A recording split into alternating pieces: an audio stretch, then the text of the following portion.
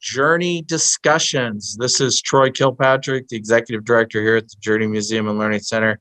And I want to thank all of you who are joining us here tonight as we continue to strive to bring educational programming to you in a safe fashion here in 2021.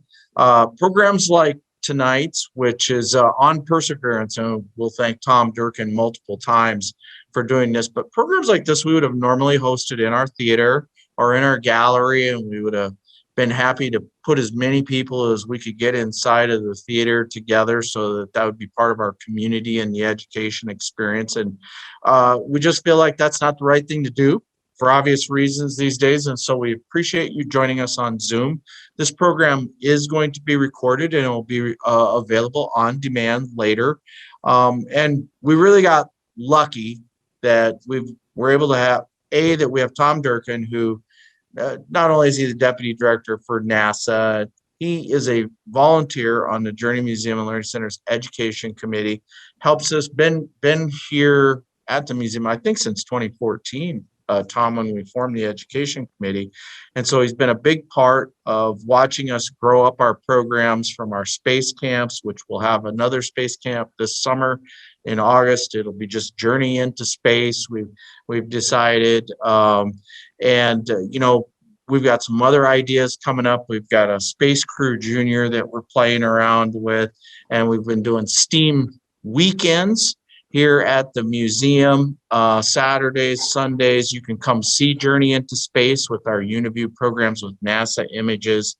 It's a big part of what we do here at the Journey Museum and Learning Center. And so perhaps you've joined us before for a Journey discussion here on a Thursday night. Just a real quick, here's what's coming preview. Next Thursday, we'll have Dr. Chris Heacock, who is the chairman of our board, but also the author of a book on forgiveness. And so we've appropriately titled next Thursday's program, Forgiving 2020. And we all have experienced change in our lives, personal and professionally, that none of us could have anticipated if we would have sat in a room February 18th, 2020 and said, how much different will your world be? Pretty much none of us would have guessed all the things we've experienced. I mean, I know I didn't even know what Zoom was last year, February 2020. We've definitely learned what Zoom is now as we go about our business. But Dr. Chris will help us all learn about the 4 C's. I'm not going to tell you what the 4 C's are, but those will be cues for how we can forgive and how we can move forward and how it can be more positive in 2021 and in the future. And we hope this program will just be good for all of us as we're contending with so much massive change in our lives. And so that's next Thursday. Be followed the next Thursday after that. We're going to have author Jeffrey Dale, author and photographer. He's really a photo artist. He's released a brand new book, and we're calling it A Peaceful Journey. And his book is all about peaceful places of contemplation. And I was giving him a hard time when I met him, and I said, well, this is a heck of a time to release a book. And he said, actually, this is the perfect time to release a book like this, Troy.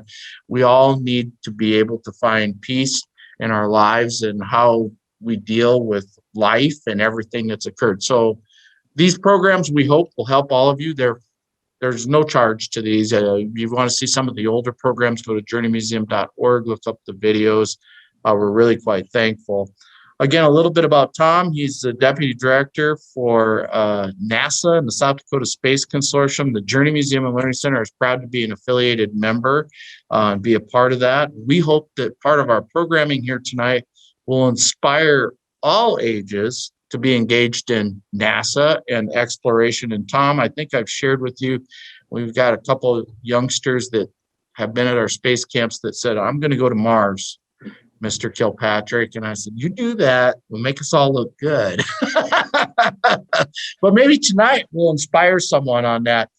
Here's a little bit of irony for all of you watching here tonight. 91 years ago, is that right, Tom? That's right. Clyde Tombaugh discovered Pluto. We did a program called Finding Pluto with Tom, and Pluto's a whole nother story. But I think isn't that interesting that Perseverance, what a name for our Mars rover, Perseverance, was able to land here on February 18th. I think we needed that, an extraordinary success for all of us. So Tom, I think what we're going to do, and folks that are out there, just so you know, again, a way you can send me a question anytime during the program itself. I'll capture them, and then Tom's generous enough to leave some time at the end of this presentation. We can talk a little bit of NASA and space exploration, space history if you want, whatever might be the question. Tom's quite versatile. But you guys, you just send those questions in to us. But first up, we've got a little short video to kind of set the stage for Tom's presentation here tonight.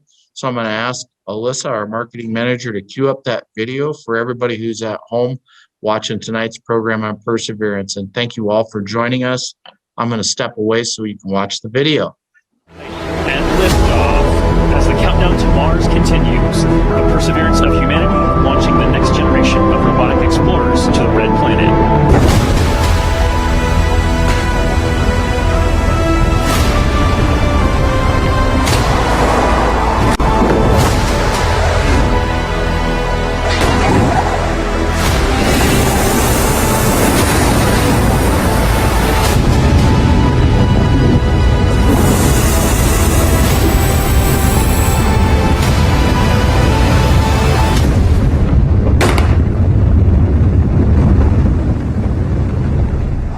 Let's take an up-close look at the rover with Mars 2020 System Testbed Engineer Elio Morillo. Thank you, Raquel. I'm standing in front of the Mars 2020 Perseverance scaled model. As you can tell, this vehicle is about the size of a Mini Cooper. These wheels are obviously black here and they look like rubber, but they're actually fully made of metal. These wheels are designed to allow us to climb over obstacles and of course climb over hills and minimize the amount of slipping once we're traversing on the surface of Mars. Here in the front of the rover, we have the sample caching system. And of course, at the very front end of this is the robotic arm, which this entire system is arguably the most complex robotic system we've ever sent outside of Earth. Here at the tip of the arm, we have a turret which contains a suite of instruments along with some drills and coring capabilities that will allow us to do contact science once we get to the surface of Mars. Not only that, this robotic system is equipped to collect samples about the size of a piece of chalk that then eventually will be stored inside of the vehicle and dropped off in a later location so that an eventual mission can go and return these samples to Earth, something we've never done in the past. Here in the front, we have the remote sensing mast. Something of note is that this mechanism is going to be stowed upon the touchdown on the surface of Mars. And one of the first critical activities we do is deploy this mechanism. This mechanism includes several cameras that are going to give us some of the most breathtaking images we've ever taken on Mars. Along with that, we have some lasers as well as a spectrometer. They're going to allow us to do some remote science. Here you see some of these extrusions that are part of a larger weather suite of instruments that will allow us to characterize the local climate around Perseverance. So that's a quick tour of the rover, but I gotta get back to work. So back to you. Entry, descent, and landing is often referred to as the 7 minutes of terror because it takes about 7 minutes to get from the top of the atmosphere of Mars to the ground safely. The spacecraft has to do all of this by itself. There are many things that have to go right to get Perseverance onto the ground safely. There's a lot counting on this. This is the first leg of our sample return relay race. There's a lot of work on the line. Starting about 10 minutes before atmosphere entry, we get rid of really the spacecraft part of the rover that's been supporting us. We come screaming in to the Martian atmosphere at 12 to 13,000 miles per hour. And the heat shield is what dissipates all that initial energy through friction. The vehicle will continue actually flying itself through the atmosphere. It's sort of like a transforming vehicle that went from spacecraft and now it's kind of like an aircraft actively guiding itself. When we're going slow enough, we deploy a parachute. It's the biggest supersonic parachute we've ever sent to another planet. It's critical for slowing down the vehicle.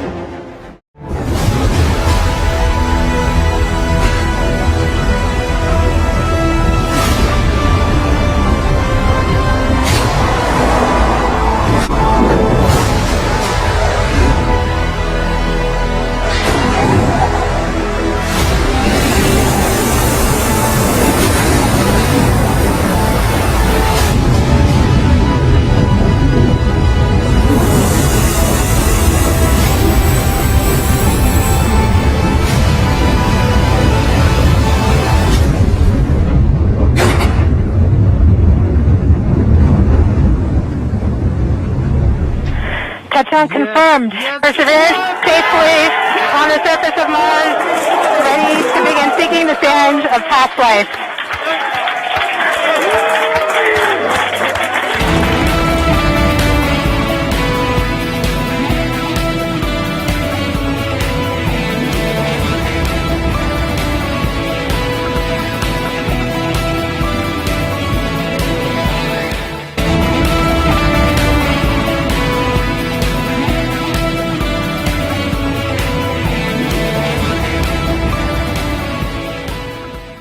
That's exciting stuff, isn't it, Tom? Yes, it is. It's terrific. It all went as planned today. Well, Tom, it's the ball's to you now, sir. So Alrighty. I'll let you go ahead and jump in and share your screen. Well, thank you, Troy, and thank you, Alyssa, for putting together that video montage. I know you pulled from several NASA videos to make that, and that was just a great introduction to what happened today. So welcome, everybody, and thank you for coming to this. I'll just go ahead now and share my slides. This is a talk I actually put together about 12 days ago to give to the first time to the geology department here at the School of Mines. And now I'm able to give it with a big smile on my face on the landing day because it turned out great. So here in the artist drawing, we see kind of one of the last phases of the entry, descent, and landing stage. When the descent stage with the retro rockets on it is about 60 feet above the surface of Mars, it deploys this 20-foot long rope with the rover attached to it, and then comes down to the surface those last 60 feet very, very slowly, just about 1.5 miles an hour, until the rover touches its wheels down on the surface. The rope cuts and the descent stage flies off to a safe distance so that it doesn't actually fall on top of the rover. And that all happened in perfect sequence today. There we go. Okay, and that's the actual touchdown that occurred at 1:55 p.m. Rapid City time this afternoon. And this is what the rover will look like when it actually deploys a little helicopter that it's carrying too. So it's the Perseverance rover and the Ingenuity helicopter.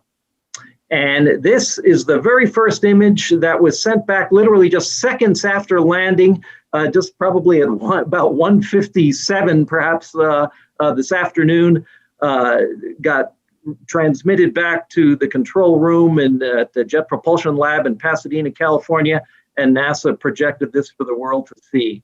So you can see the shadow of the rover in the foreground. The rover is obviously on its wheels, looking out with a fisheye lens. You can kind of even see the top there. There's a dust cover, and there's some dust on the top of that cover, but yet not enough to obscure the view. So it showed that we had a safe landing, and that you saw the celebration on the NASA video going on at the mission control room for the Mars 2020 mission. So that was a great moment. It actually brought tears to my eyes because there's so much work that goes into these NASA missions that the people that have been working on it, the scientists and engineers and men and women at NASA, many of them have worked on this mission for upwards of 10 years, and so much comes down to what they call that 7 minutes of terror, when that after a 6.5 month journey to Mars, the spacecraft touches the top of the atmosphere at Mars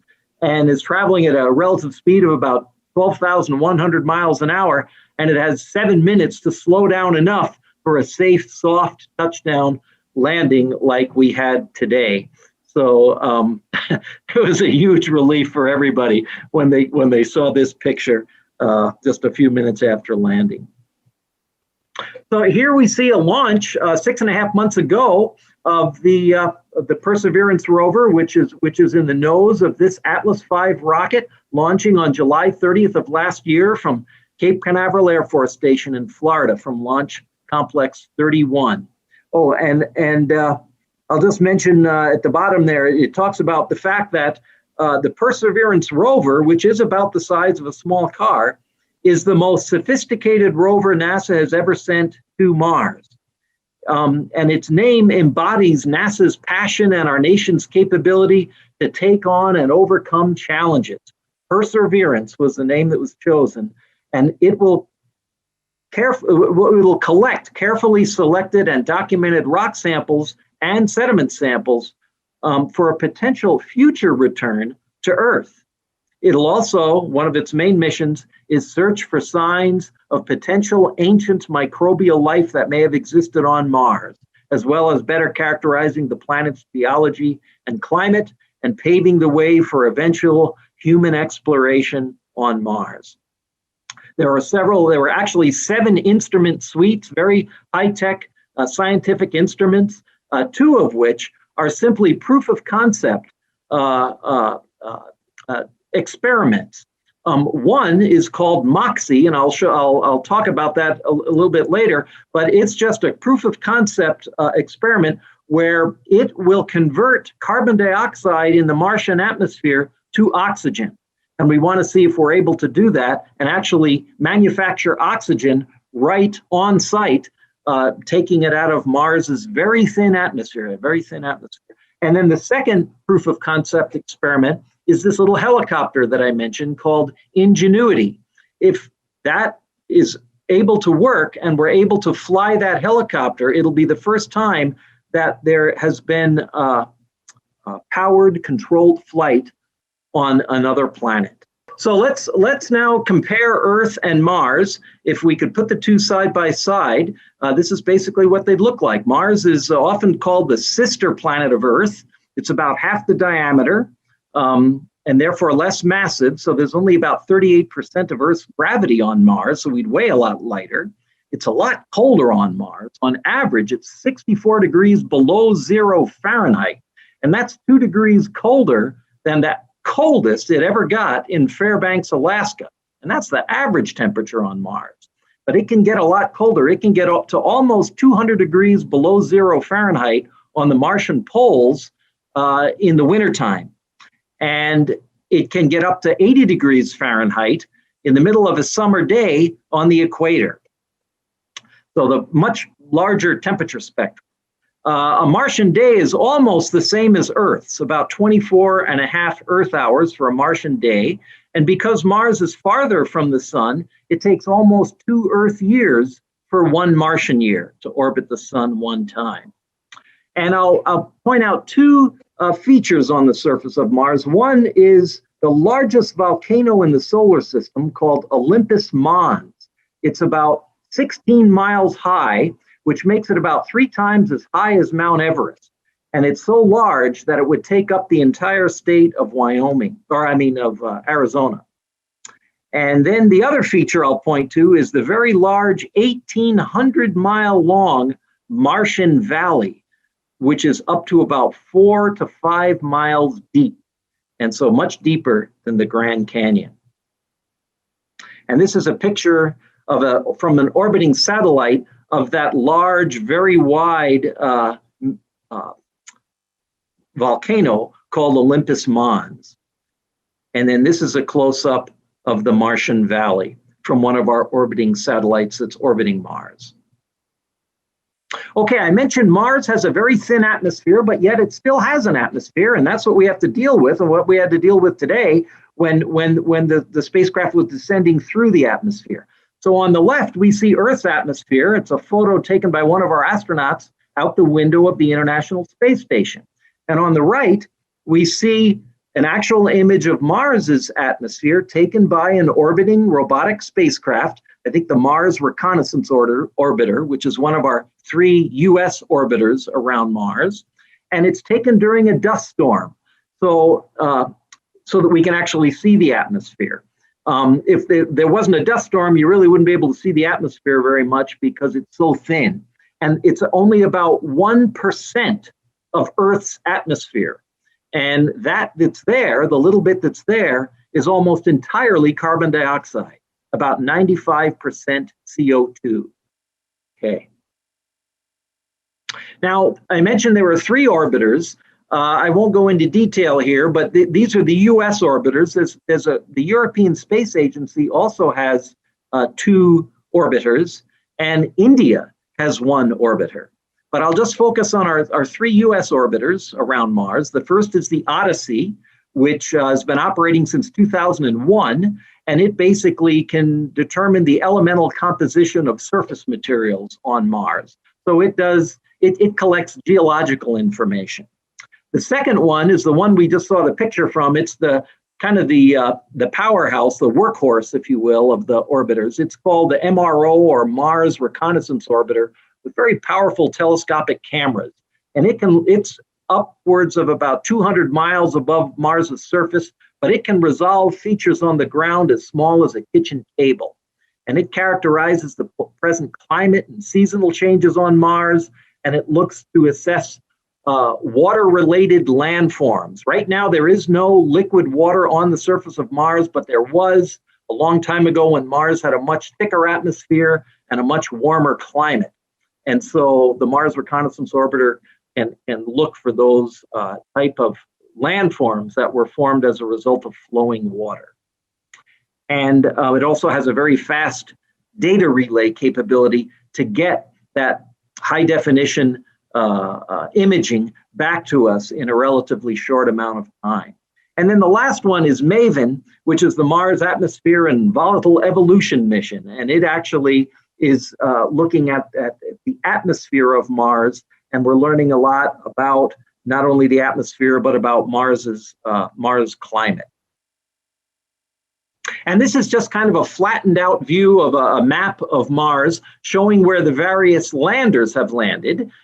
Perseverance, now that it has landed successfully, is the second currently operating rover on Mars. The other one is Curiosity, which is still operating. Now, the 5 circled items are the rovers. So they have wheels, they can move around. The ones that aren't circles are landers, and they just have legs and they can't move from where they landed. But these are the ones that we have successfully landed over the years. The Pathfinder was a very small one, the Sojourner rover, which landed in 1997 as part of the Mars Pathfinder mission. It's about the size of a microwave oven. I could pick it up and hold it. And then the Opportunity and Spirit rover were both golf cart size rovers that landed in 2004, but they're no longer operating.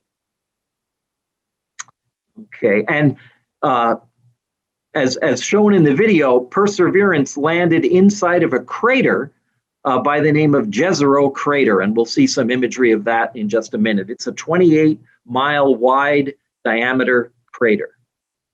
Now, it's very hard to get to Mars, and actually there have been 46 worldwide attempts to get spacecraft either to the surface of Mars or in orbit around it.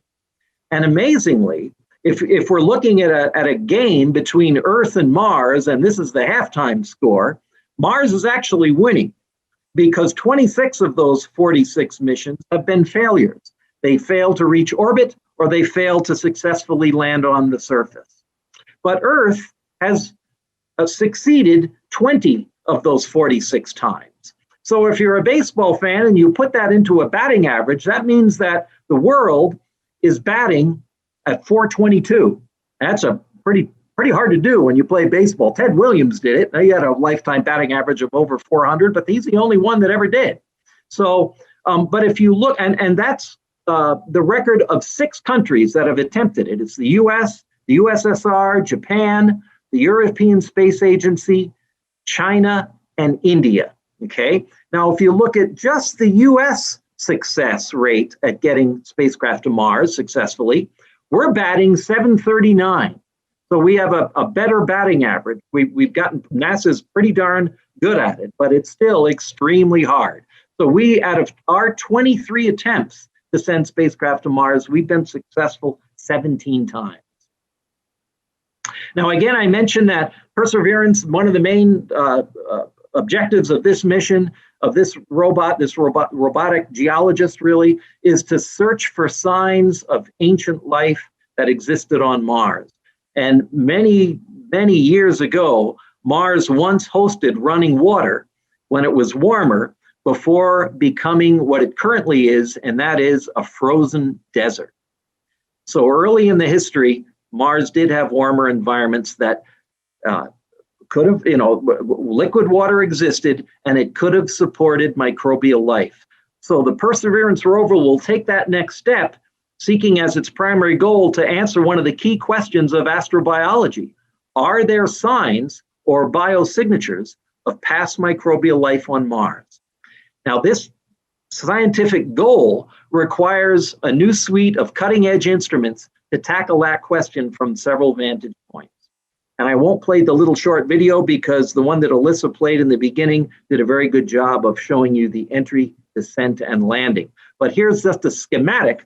And the point that I want to make is that everything that happened at today's landing during that 7 minutes when it was descending through the atmosphere, slowing it down from over 12,000 miles an hour to near zero in those 7 minutes, had to be pre-programmed to operate and to occur autonomously at exactly the right time and exactly the right sequence for a safe landing. And you can kind of see that in the video here. You can see as the spacecraft is coming in at a certain distance, about 6 to 8 miles above the surface of Mars, the parachute deploys. It's a supersonic parachute. So after the atmosphere slowed it down enough to where they could actually deploy the parachute, they opened it. That then slows the spacecraft down even more until it's about 4 to 7 miles above the surface. It's now traveling slow enough and cooled down enough from the heat of entry that the heat shield can break off. And then it turns on this brand new technology that we've never had on a previous Mars landing, and it's called terrain relative navigation. And what it is the minute the heat shield breaks off and the cameras now have a clear view of the ground below it, anywhere from 4 to 5 miles below it, it is now taking images of that landing zone that are higher resolution than we were able to get from the Mars Reconnaissance Orbiter that is 400 or 200 miles up.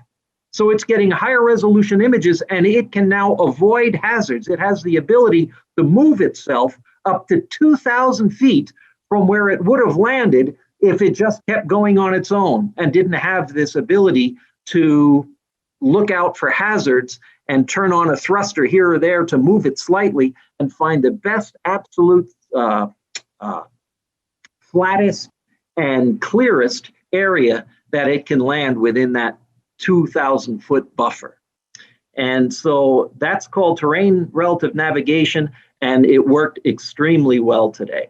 So with this technology, the spacecraft can safely touch down in an intriguing ancient river delta that had steep cliffs, sand dunes, and boulder fields. So this was a very challenging landing site to land in, and one of the reasons why NASA developed this navigation capability so that the spacecraft could basically think for itself and find the best place to land to avoid hitting a big boulder. Now, this is an actual satellite image. This one was taken by the European Space Agency satellite, but it's about 200 miles up, and it shows Jezero Crater. You can see part of the crater here. It would go around where my cursor is, and the little white oval is just under 5 miles wide, about 4.8 miles wide, and that's the targeted landing zone where Perseverance did land in, okay? Now, what it is it's an ancient river delta. So this crater used to contain a lake over 3 billion years ago when flowing water was coming in through this river drainage here, depositing out sediments that it had carried in, and it formed this fan-shaped delta in Jezero Crater. And we think, the NASA scientists think that this river delta, along with the associated lake deposits around it, could have collected and preserved organic molecules and fossilized microbial life. So that's one of the reasons that this target landing zone was chosen. Now, this Jezero Crater exists in a much larger basin, about a 750-mile diameter basin created by a much earlier, larger meteor impact. And that area is called the Isidis Planitia region. So that just kind of gives you an idea of the environment that the rover landed in. Now, this is an artist's drawing of what Jezero Crater and the lake within it, we'll call it Jezero Lake, may have looked like billions of years ago when Mars had a much thicker atmosphere and a much warmer climate. So water was flowing in here. It's depositing that fan-shaped delta as the sediments are dropping out of the water. And there's an exit point over here, okay? And this is another satellite view taken by our own Mars Reconnaissance Orbiter showing a close-up of this fan-shaped delta at the entry point where the water was coming into the lake, okay? And conceivably, again, microbial life could have lived in Jezero Lake during one of more of the wet times when this crater had water in it. Okay. So signs of that microbial life might be found along the shoreline sediments. And this just shows another image with superimposed a potential route that Perseverance may take during its mission. From, if it landed here, it probably landed somewhere out here. And it will go along the edge of the delta and then climb up on it and come all the way up and actually get to the shoreline area where the water met the land, okay? And this picture I just threw in because this kind of these are both Earth images. This is actually a lake along the shoreline of Lake Salda in Turkey, where microbes that trap minerals and sediments in water form these deposits here that we see. So studying ancient microbial fossils on Earth can help NASA and the Mars 2020 scientists prepare for the rover's mission. And this is one of these ancient life forms. This is a fossilized stromatolite collected from Pilbara Craton in Western Australia. And the stromatolites basically are blue-green algae that would remove sediments and create these layered structures, and then the little microorganisms lived inside these structures. And so NASA science team will look for surface features on Mars that would be hard to attribute to anything other than ancient microbial life. And one of those things may be something that looks like a stromatolite, which was an early life form on Earth. Stromatolites are wavy, rocky mounds formed long ago by microbial life along ancient shorelines and other environments where metabolic energy and water were plentiful. And if they find something that looks like this on Mars, it would be difficult to chalk up to just inorganic geological processes. So again, it's looking for signs. It probably won't be any one thing, but it'll be a combination of things that will tell us either, yes, there was ancient life on Mars, or no, we can't find any. So what does the rover look like? Well, these are the 3 rovers that are on Mars. Actually, they're mock-ups. They're in what they call the Mars yard at the Jet Propulsion Laboratory in California. The actual rovers were created in an ultra clean room, and they don't come out into the Mars yard. But anyway, this is the Sojourner rover that I mentioned earlier that landed in 1997. And then there were 2 golf cart-sized rovers, Spirit and Opportunity, that landed in 2004. Both of those are no longer operating. But the larger Curiosity rover landed in 2012, and it is still operating. It's a little under a ton in size, and if you compare it to Perseverance, it looks a lot the same, but Perseverance is bigger, it's more powerful, and it has better scientific instruments on board. It weighs a little bit over a ton, about 2,200 pounds, and it's about the size of, again, a small car or a small SUV, if you want to think of it that way. Now, the earlier rovers were all powered by solar power. They had solar panels that converted the sun's energy into electricity that charged up and powered their batteries. Curiosity and Perseverance both are using what is often commonly called nuclear batteries. They are not solar powered. They have what's called an RTG, or a radioisotope thermoelectric generator, that contains a little over 10.5 pounds of plutonium. And that plutonium, of course, is radioactive and it decays. And when it does that, it gives off heat. So essentially, the RTG is a, quote, nuclear battery that converts that heat into electricity at a steady rate of about 110 watts of electricity. Now that then recharges two 29-pound lithium-ion rechargeable batteries that can meet the rover's maximum power demand of up to 900 watts of power that are needed during extensive science activities. So whereas the earlier rovers could only generate electricity during the Martian day, Curiosity and Perseverance can generate electricity 24 Earth hours a day. Okay, so and then some of the excess heat that from the plutonium decay is collected in what's called the fluid loop system that routes fluid around the vehicle to keep the sensitive electronics warm and not freezing up, to keep the science instruments from not freezing up. And it's kind of like a radiator, really, if you want to think of it that way, but it's the heat. And the expected operation of this nuclear battery is expected to generate power for this rover for at least 14 years if nothing else happens to the rover to break it down due to some other reason. But it should have enough power to operate for a long, long time on the surface of Mars. So just roughly to go through the 7 scientific instruments, I'll just quickly do this, but I'll start at the top. The Mastcam-Z is an advanced camera system with a panoramic and stereoscopic imaging capability that can zoom in very, very closely at objects far away. It's a 20 megapixel camera, so a very high definition camera. Okay.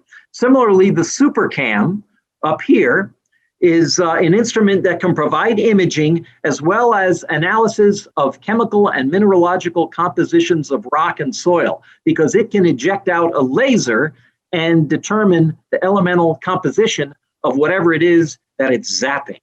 Okay, so it can detect the presence of organic compounds in rocks and soils from a distance.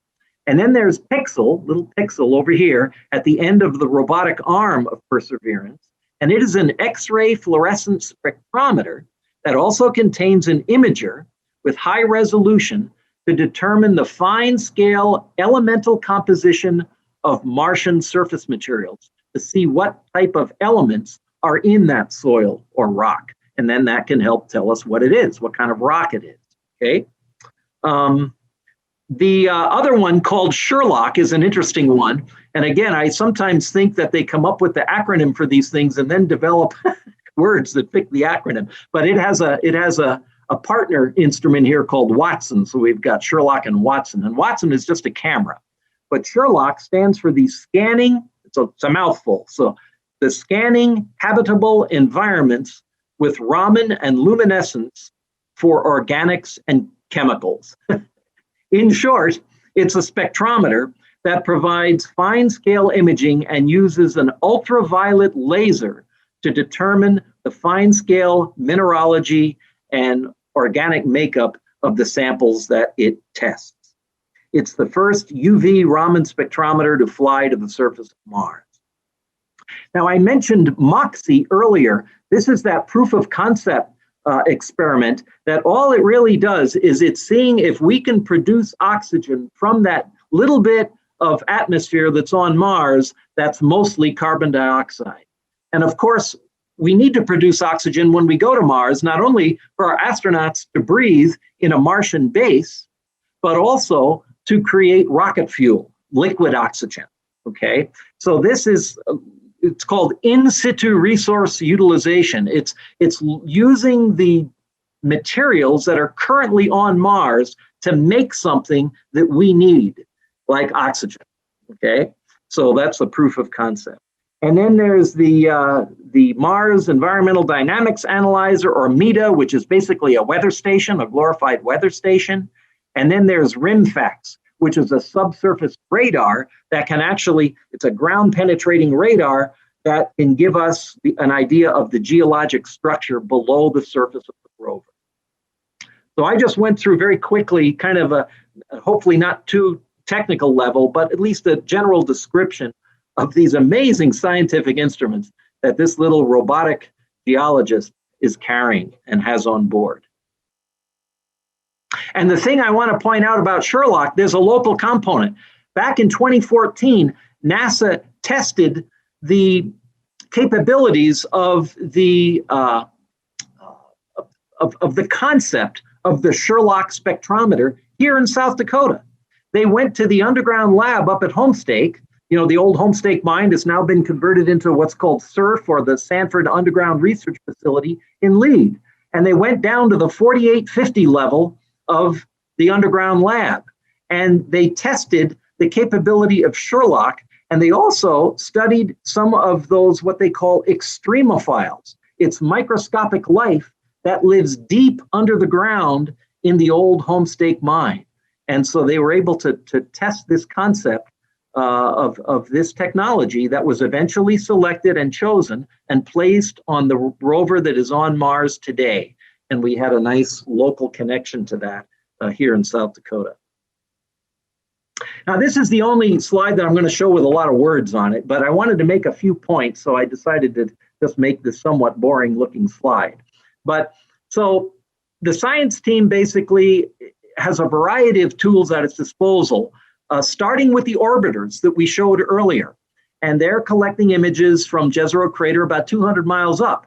But to find this very small and signs of ancient microbial life, and perhaps even fossilized remains of microbial life, that requires a much more closer inspection and requires an instrument like Perseverance to be on the ground, feet on the ground, or wheels on the ground, if you will, like a regular geologist who's out in the field looking for perhaps fossils, okay? And then the science team campaign locations. These are sites that have already been chosen. They could be individual rock outcrops or different rover stops that have been identified from 200 miles up from that imagery from the Mars Reconnaissance Orbiter. But now that we have Perseverance on the ground and we can get back these great, highly detailed, high-resolution images, the science team at NASA can refine those campaign locations and decide exactly where they want to send the rover and exactly where they want it to collect samples, okay? And many of these samples can be cached, as they say, covered in a protective sealed container, and then left to be collected later in a future mission, potentially having them returned to Earth by the year 2031. That's a future thing, but we're preparing for it. And we're preparing those samples and collecting them for potential future return to Earth and then even closer examination in laboratories on Earth. Perseverance can drill samples just like the Curiosity rover did with a regular drill to get powdered samples, but Perseverance also can take core samples, actually coring down into the rock, getting a core sample about the thickness of a piece of chalk, so maybe a little thinner than my finger, but and then analyzing them and then caching them for return to Earth. We have a professor here at the School of Mines, Dr. Kurt Katzenstein, who actually got a grant from our space grant to look at basically imaging core samples. His samples are from the old Homestake mine with a very high resolution camera as the core is being basically rotated, and then mapping the core remotely and being able to basically preserve the core and have it in digital format. And the interesting thing is that technology could potentially be used for an extraplanetary mission that NASA has, when they want to go out and take cores like Perseverance can obtain and get extremely high resolution data of what the rock is that's making up that core. So we actually have an experiment going on here at the School of Mines that has applications for future NASA missions. In fact, a lot of our departments are studying science and engineering that has application to future science, NASA missions. The fourth point I wanted to make is that by understanding Mars's geology and its past climate, this will give us a better sense of what the planet was like in the past and why Earth and Mars, despite some very close similarities early on when the planets were formed, ended up so different. And then lastly, Perseverance is expected to cover more ground than any previous Mars rover. And once again, this technique that it has for navigating itself can be put to use and allow it to make decisions on the fly, so to speak, on how to avoid rocks and cliffs and things like that, but to continue to move along on its own. The past record for any of the previous rovers to go in one day has been 702 feet. And actually, the Opportunity rover set that record. Perseverance, because of its ability to navigate on its own, will be able to drive an average of 650 feet every day. And obviously, some days will be much longer than that. So rather than us having to wait for the images to come back from, say, Curiosity of what it looks like in front of it, with maybe a big rock a few feet in front, we'd have to send a signal up to turn left, drive 12 feet, turn right, drive 6 feet. And each time we send a command up for it to do that, it takes time. Whereas Perseverance can kind of, it's smart enough, basically, to see those obstacles and decide how to go around them safely.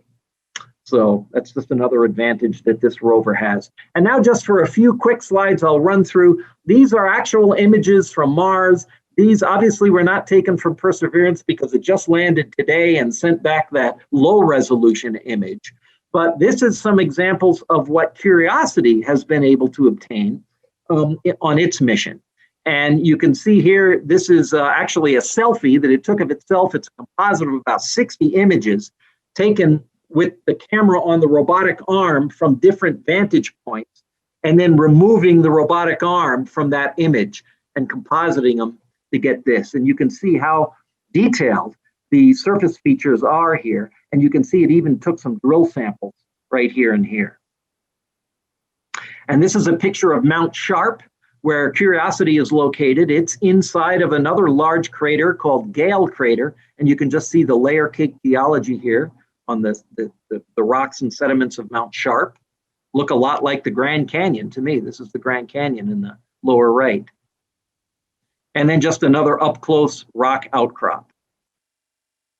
You can see in this case where fractures in the rock have been filled by flowing water that had dissolved minerals in it that then precipitated out and filled the cracks in the rocks, in this case with calcium sulfate, which is gypsum. And Curiosity was able to determine this back in 2012. And you can see actually here is one of the Martian rock samples filled with hydrated calcium sulfate, which basically is gypsum. And here's an Earth sample with the same thing going on. It's called fracture filling. And in this case, they're filled with gypsum. And here's just the geologic structure that you can see, cross-bedding, evidence of stream flow in a rock outcrop that Curiosity drove by. And then this pretty picture I just threw in, these are actual ripples on top of a large sand dune that Curiosity was cresting. And we're looking at two types of ripples. The small ripples here are seen on Earth, but the larger ripples are basically distinctive sinuous crests that are a type that we just don't see on Earth, nor previously have recognized on Mars. And so the orbiting satellites can't resolve this detail from 200 miles up, but when the rover gets there, we can discover these things. And I just think it's a really pretty picture, and it reminds me of like you're sitting on a boat out in the ocean. It almost looks like waves, but it's a sand dune. And it's just another discovery. We don't see ripples like this on Earth, and I don't know if it has anything to do with the fact that Mars has a very thin atmosphere, and maybe because of that, it just forms these ripples on top of the sand dune differently than the wind does here on Earth. Second to last slide, I think this is just an artist drawing of the little Ingenuity helicopter.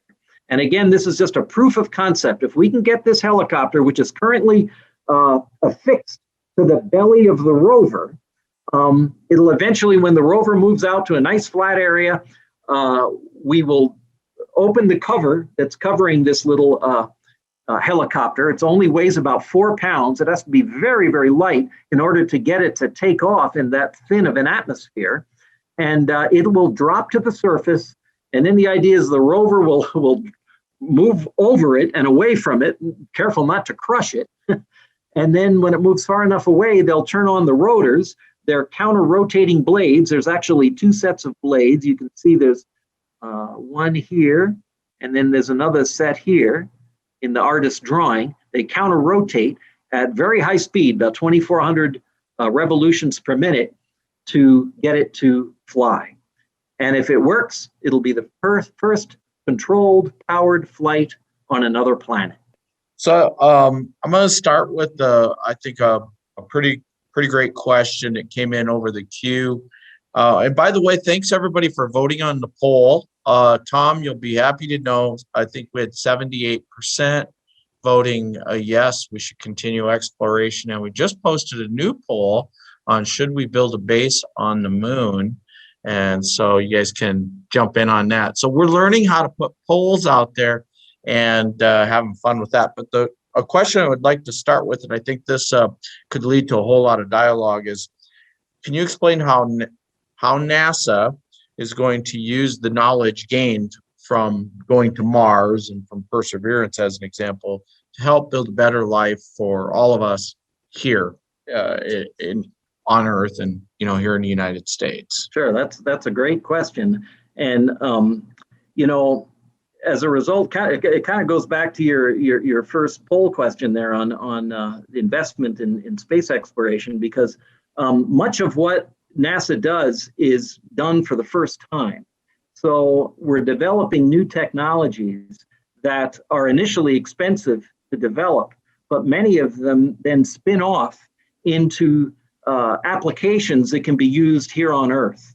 So the answer to that question is definitely yes. NASA will use what we learn from this mission to improve conditions on Earth, and it can come from any number of ways. I mean, number one, it can just come from the natural curiosity that human beings have of, does life exist anywhere else in the universe? So it'll answer those kind of questions and provide that type of information.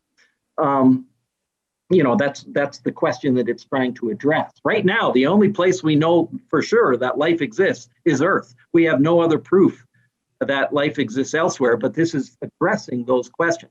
Now, the second thing is just the technology alone, amazing technology that you saw is required to get that rover to land safely.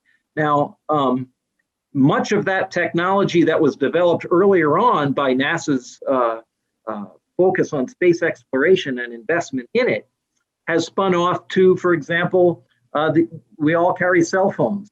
So just communication.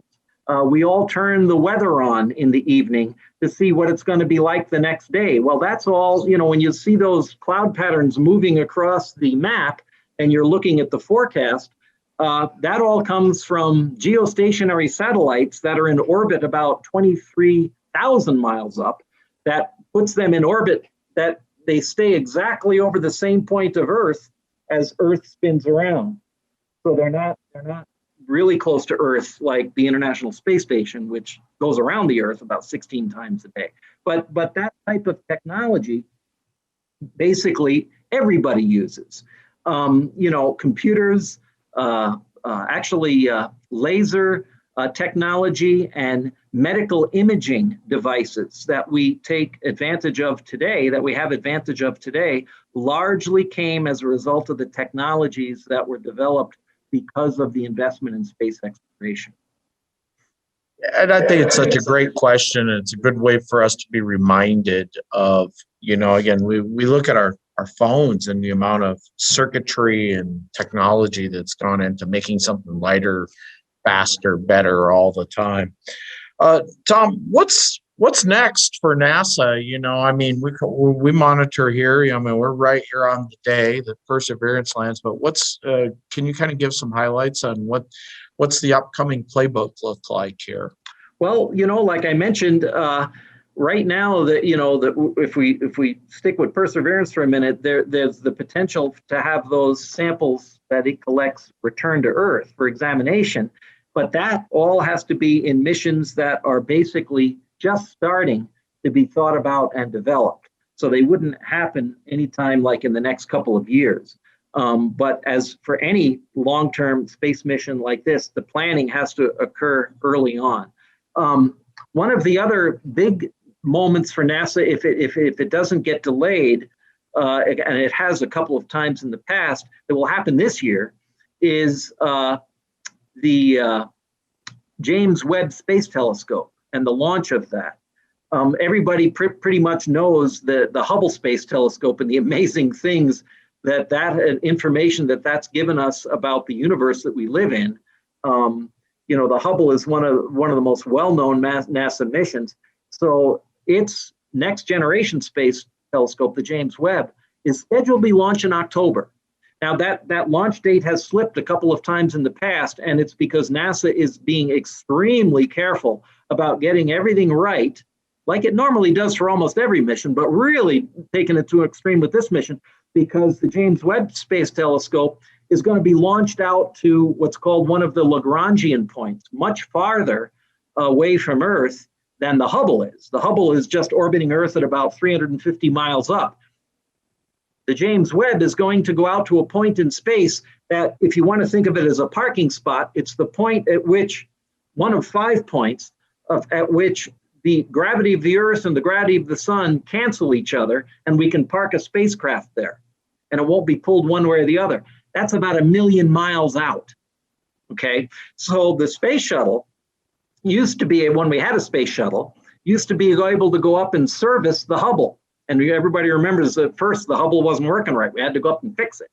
We won't have that luxury with the James Webb Space Telescope. So everything, again, just like Perseverance, that had to be programmed to work exactly right, autonomously, there's going to be a lot of similarities with what we need along those lines for the James Webb. But that's one you'll hear more about as we get closer to this fall. Well, that's exciting, and I know we've had some programs here on the James Webb Telescope. We had Arjun Iyengar talk about that here back in the olden days when we had programs in the theater. We did a program on the James Webb.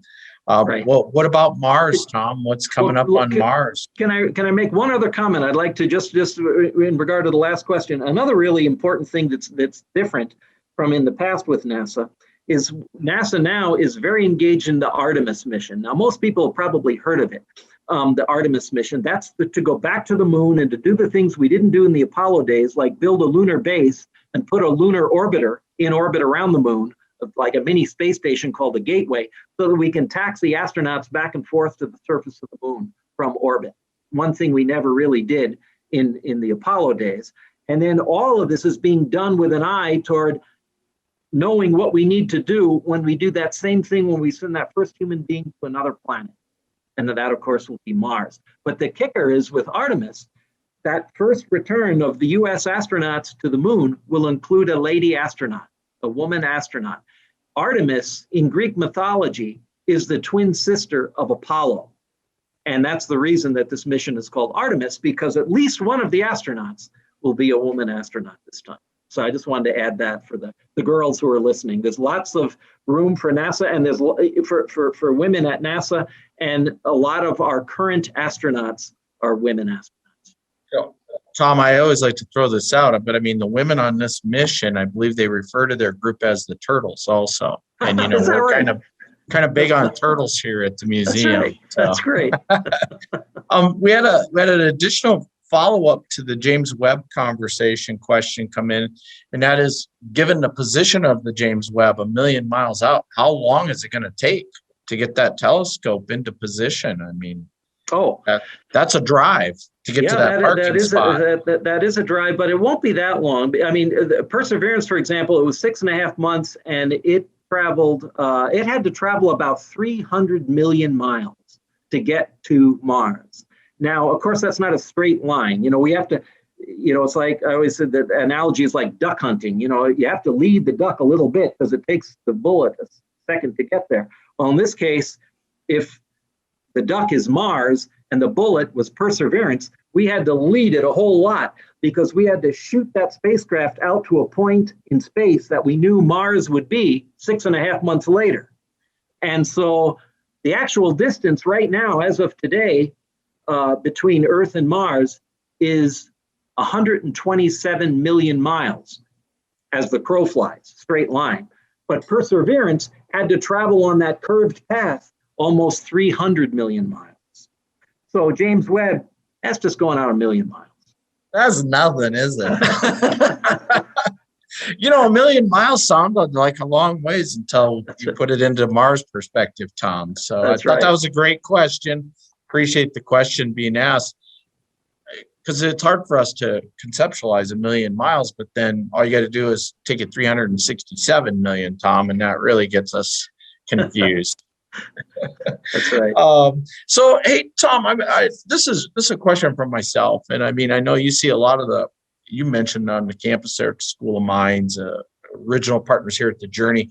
You got all of these folks working on different things, but what do you think is maybe the biggest challenge that NASA has in terms of trying to put humans on Mars? I mean, there's multiple challenges in this thing, and I always love JFK's speech of we're going to create the technology that we don't know anything about today, and I think you're in the same scenario right now. Right. Oh yeah, that's always the way it is with NASA. So there are several challenges. You said the greatest one. I'll answer that, but before I answer that, I'll just say, one of the amazing challenges that nobody was planning for, think about this a minute, was COVID. Now, this mission launched in July. It was July 30th. So there was at least probably 4 months worth of everybody having to work at home, right? And yet they did it. And so they were able to persevere, overcome that challenge, learn how to, you just think of all the people that have to come together to make a mission like this work. And then to be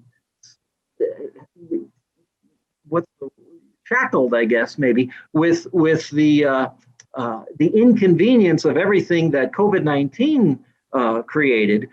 Yet they were able to basically continue with that and have a successful launch and then have a successful landing today. So that, I think, in terms of challenges, really needs to be NASA needs to be congratulated for having that successful mission today, maybe even more so than some of the previous missions, because they didn't have to worry about separation and social distancing and doing everything over the computer and telephone and that kind of thing. So, hats off to them for that. But to answer your question, I think one of the most important challenges is the radiation level, because for the human missions to Mars, which obviously take at least 6.5 months, we're no longer under the umbrella of Earth's magnetic field and atmosphere to protect us from cosmic radiation and solar radiation.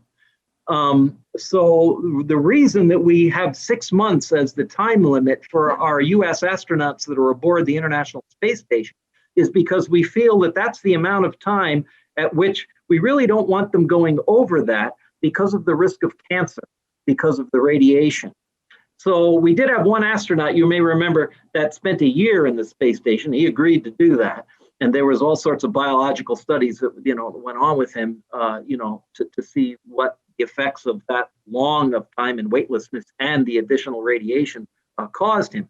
But that's one of the challenges that NASA's, has to deal with to be able to keep our astronauts healthy for long-term space flight. And that's one of the major areas of research that's going on right now aboard the International Space Station for how to keep those astronauts healthy and in good shape, strong, not losing muscle mass, how to do exercises, and basically how to live in a confined space for long periods of time with each other.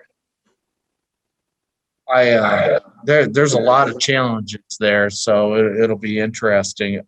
Just so you know, Tom, we right off the bat got some cheers for you and your volunteerism here. I know, and we've got some nice comments. People Great. appreciating the enthusiasm of our program tonight. I don't have another specific question, but is there something else that you'd like to share for the group here tonight?